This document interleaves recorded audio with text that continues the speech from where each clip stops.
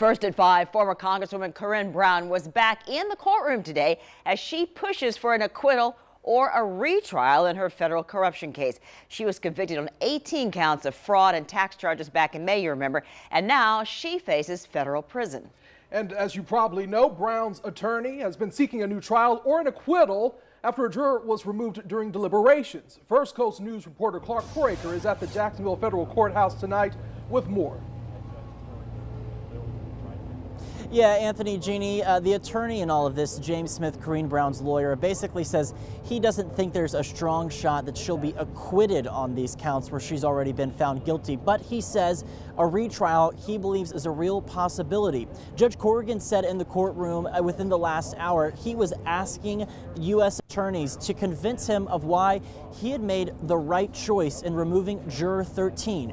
You may remember, if you followed this case, that Juror 13 was removed from the jury during the deliberations because that juror said that he had heard from the Holy Spirit that Corrine Brown was innocent on all charges. That juror was questioned privately by the judge, and while he maintained he had heard from a higher being, he also said that he would be willing, could, and would follow the court's instructions. That's led us to today, where Corrine Brown and her legal team say they really believe they have a shot at retrying this case.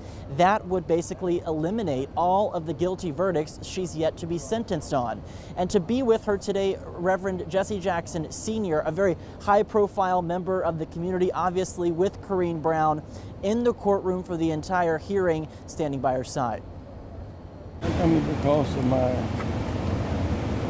years of work with or observation of Corrine's character and years of effective service. Her work when the Haitians were washed ashore and locked up in Guantanamo, she was there with them.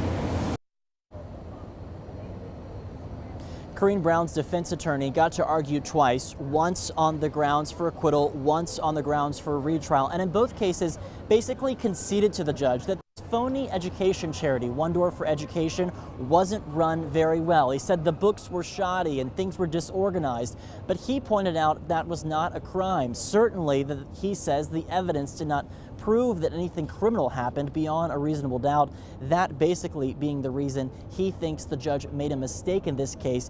He believes the highest probability for them to get any of the outcome changed is for Judge Tim Corrigan to grant a retrial. The judge is taking all of this under advisement. He says he'll prepare written remarks and release them in the coming days.